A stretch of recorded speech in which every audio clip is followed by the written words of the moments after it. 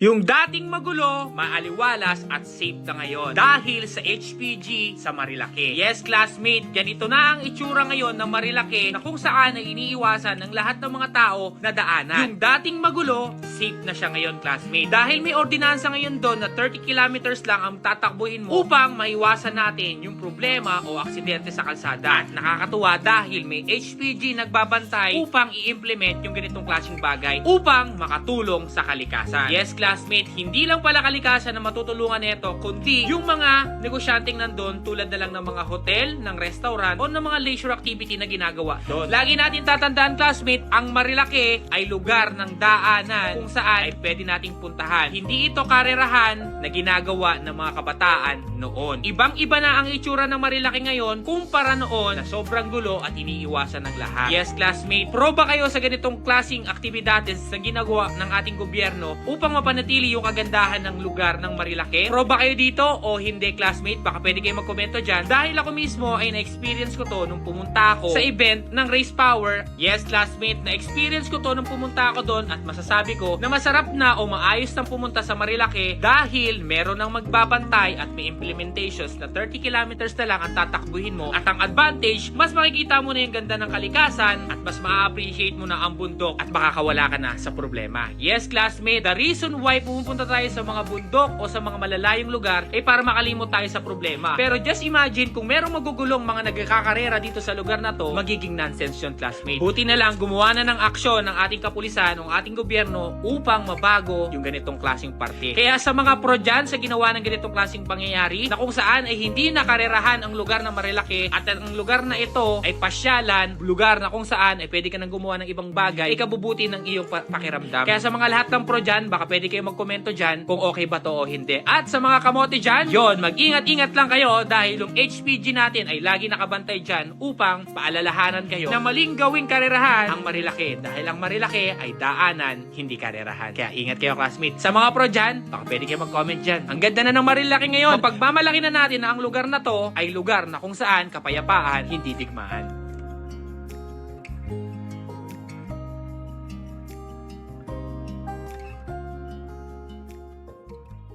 Malakas na busina? Baka G-Star Horn na yan.